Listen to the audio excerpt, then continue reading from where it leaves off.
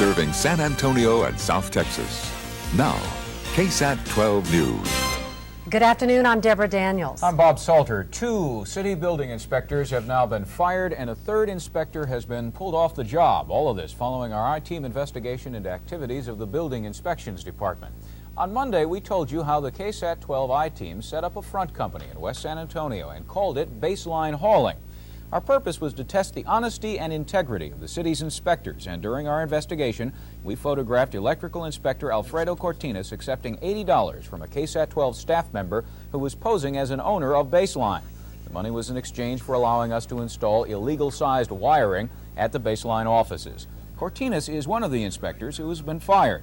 The City Police Department, by the way, is conducting its own criminal investigation. The other inspector who's been fired is Rudy DeGarza. During a plumbing inspection at the Baseline offices, DeGarza accepted a $20 gift to buy himself lunch. Such gifts are prohibited by city policy. Now, the 3rd inspector who is on administrative leave is Art Delgado. Delgado is an electrical inspector who has been performing inspections on his brother's work. His brother is Naun Delgado, the owner of Dell's Electric Company, and Naun Delgado says he never saw anything wrong with having one of his relatives inspect the quality of his work. We'll have more about Dell's Electric Company in a moment. In light of the drastic actions taken at City Hall, the City Council has been called in for an emergency meeting. That meeting is just getting started. Marilyn Moritz is standing by live at City Hall. Marilyn? Deborah, the meeting is just getting started. It is a closed-door meeting, an executive session. It is dealing with matters of personnel, specifically building inspectors and electrical inspectors. City Manager Lou Fox called the meeting of City Council to brief them on what he calls a matter of high public interest. They are talking about a couple of things. First of all, he is informing the council that 2 of the inspectors have been fired and that 1 has been put on leave, as you said. The other thing they are discussing is the City Council policy dealing with ethics, and they will be discussing ways possibly to alter that to prevent any bribe taking in the future. Now, the reports that KSAT 12 News has been broadcasting showing some city inspectors taking money have caused a lot of interest among the public and at City Hall. City Hall is investigating and taking this very seriously. It has set up its own investigation team. They have called in a sergeant from the police department. He is on special assignment to take calls from the public, people who have reports, comments on any mispropriety that they may have encountered. And the city manager is urging people to come forward.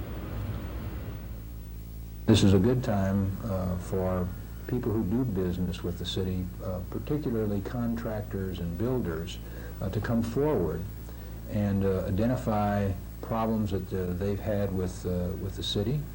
And it is a good opportunity to get those problems solved. We're going to be open to it. We're going to respond to everyone's complaint, and we're going to get to the bottom of every allegation.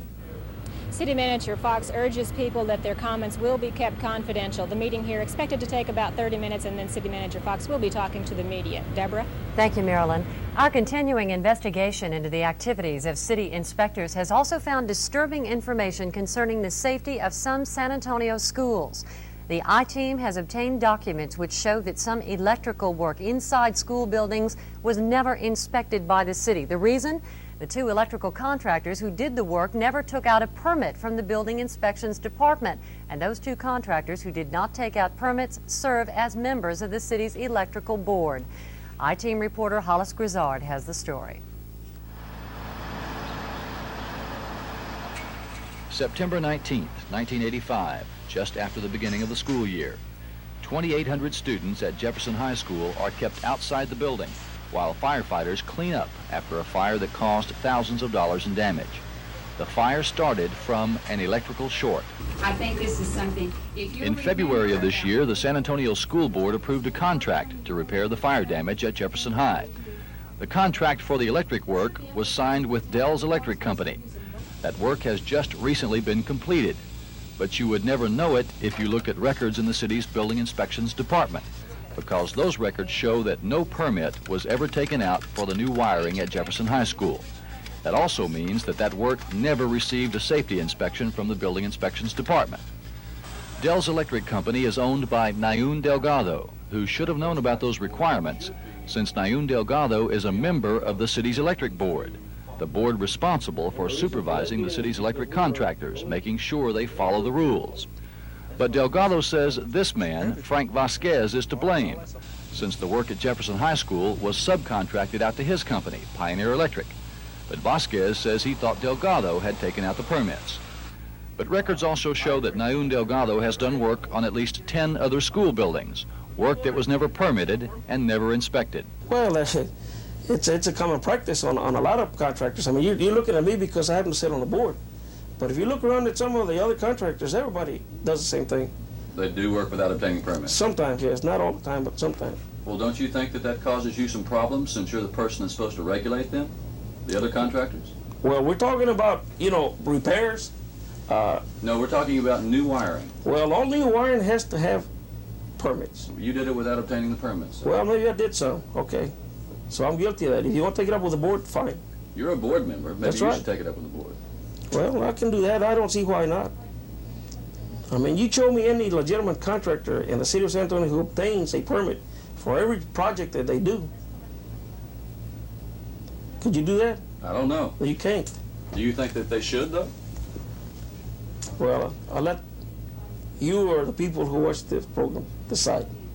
School Board President Oscar Hernandez was surprised to hear that electrical contractors working on the district school buildings have apparently not complied with city codes. I worry about it because the number of children that are in these buildings, that anything could happen. And if everybody else in town needs to get a permit, we should also have to get a permit. And we should also have inspections like everybody else. It's a common practice in the city of San Antonio. It's against the law. Well, so it is against the law. Hollis Grizzard, KSAT 12 News. Now, late this afternoon, City Councilman Frank Wing, the councilman who appointed Delgado to the electric board, told KSAT 12 News that he has asked for Naun Delgado's resignation. Delgado is out of town and cannot be reached for comment. Tomorrow, the I-Team investigation continues with a closer look at that contract to repair fire damage at Jefferson High School and how $370,000 worth of electrical equipment, make that $370 worth of electrical equipment, suddenly became worth $2,000. It could have been a deadly freak accident.